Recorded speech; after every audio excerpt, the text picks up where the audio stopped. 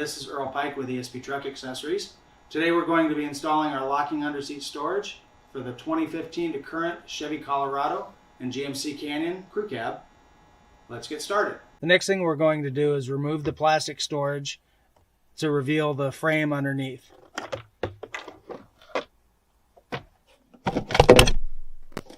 So now that it's installed, we close the lids and lock it up.